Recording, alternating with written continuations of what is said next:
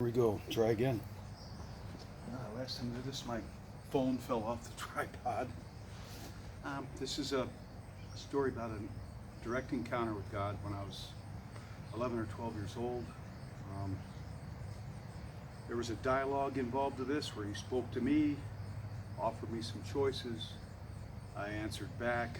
We had a dialogue, and it came with visions. He gave me visions of things that had to do with what he was telling me. And I didn't know how to tell this story because it's like all about me, and it's like I didn't want to come across as vain or I'm special, something like that. But I thought about it, and this really has to do with you, everybody. There's a lot to be learned from this, actually. It applies to everybody. You have to excuse me. It's like the hottest day of the year in upstate New York. So I'm in my backyard. It's like pushing 100. Anyway, so this story took place when I was about 12 years old. And how I remember this: one, you don't forget things when God talks to you. Two, I wrote all this down verbatim years ago. And I go over this in my mind when I need encouragement. And it does give me encouragement when I hit low points in life. So this is what happened. I was 12 years old. It was nighttime. I was on my knees, kneeling. I was praying. I was reading the Bible. I was really connecting, pouring myself out to God, telling him how much I loved him. And back then, we didn't have cell phones or video games. That was a good thing, because my entertainment was Bible, and I read comic books and history books, and I had the usual toys kids did back then, army men and stuff like that. So it was a lot simpler then for a kid than it is today, by a long shot. So I'm on my knees praying to God. It's nighttime. I'm in my bedroom alone. And this presence comes into the room, just like in the army truck, a static in the air, like electric. And and you get filled with the joy that comes with this static. And it's overpowering. And when that came into the room, I instantly knew who it was. And I hit the floor on my face. And not because I feel like a slave or something. It's when you're human and you're in the presence of God, it's natural order. You're gonna bow to him. I mean, if you ever had this happen, you know what I mean. I suppose you could stand up. I went right down on the floor. And I heard him say, I heard a voice. It was a man. I want to tell you about his voice that I heard. It was like the other time or two I've heard his voice, I believe. It wasn't like a deep bass echo like the old movies, It just sounded like a man. There was no accent that I could discern. Just sounded like a man, a very gentle man. And he said, "I'm very pleased with you. I'm going to offer you two paths." And he said the first path, and this point I got a vision. And he said, it is everything good that this world has to offer. And he said, this world does have some good things to offer. Not all of it's bad or hard. And at that point, I saw like I was up in the air, like a bird's eye view, but way up in the air. I saw a beautiful house overlooking the ocean on a hillside.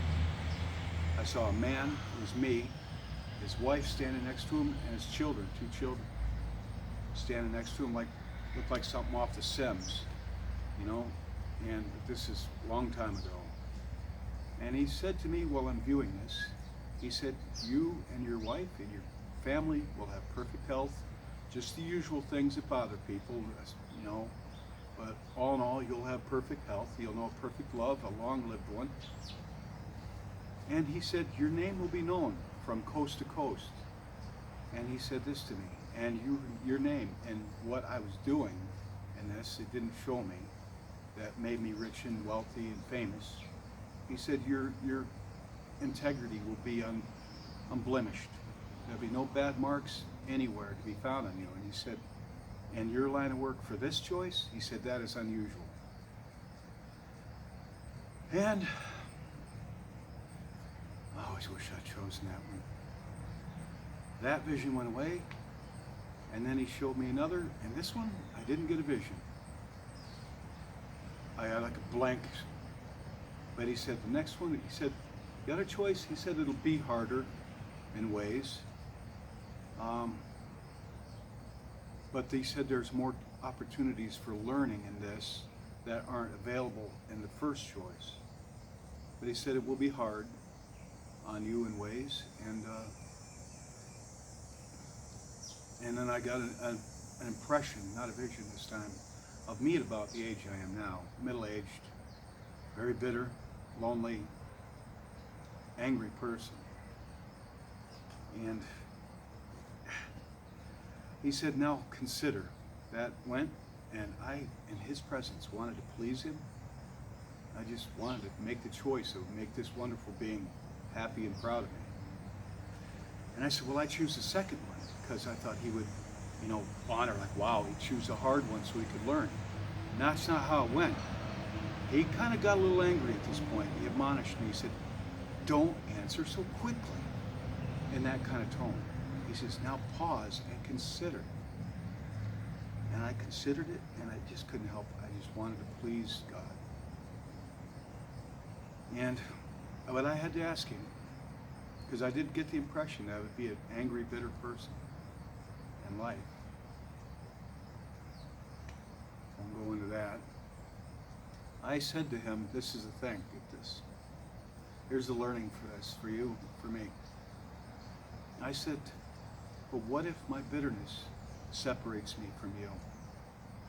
And at this point, God laughed. He laughed, like Santa Claus kind of laughed, a good-natured kind of laugh, like a father with a little child that he loves. And he just laughed. He says, no. He said, nothing. He said, nothing could ever separate me from you. And he's laughing. He says, nothing. And I said, well, I choose the second one then. And then it went away. The presence went. And that was that. And I'm not going to get into my hardships. But I want to tell you what I learned from this. He didn't say I was going to have the hardest life on earth. All right, by far, I know I haven't. Without getting into my problems, because you have them, I have them. Mine have been betrayals, a lot of betrayals by people and by the government, actually. It's New York State government, the exact. Things that, I have a strong sense of justice, and I get mad when other people have done wrong, but I also get mad when I'm done wrong. And other things, been abandoned and been lonely and blah, blah, blah. So I've actually wound up pretty much like, honestly, you wouldn't know by this video, but a pretty bitter, kind of angry person. Solitary, for the most part. Not ever. But what I'm trying to say is, I want you to note these things. One, he found integrity to be worth something, because in the first choice, he did mention that my honor would be unblemished. I would have integrity. Integrity and honor means something to God. For his children, yes, it does. The other thing I want you to notice, if I was rich and wealthy and famous, or just, I would, like now, I drive a forklift at nights. And I'm Joe Nobody. I work nights, I drive a forklift. I just woke up a couple hours ago. And I served in the Army as a grunt, enlisted tanker, nothing fancy. It didn't matter to him, and he said that. He said, I don't know if I pointed this out. He said, I'll love you either way the same. I forgot to mention that. Bit of the dialogue. He told me no matter which path I chose, rich and famous or kind of Joe Nobody and whatever, down, angry, I love you the same, either way, the same. So, when you look at rich people, you look down at anybody, I think it's what's in here that he looks at. And how your honor matters to him. Honor and truth. So So I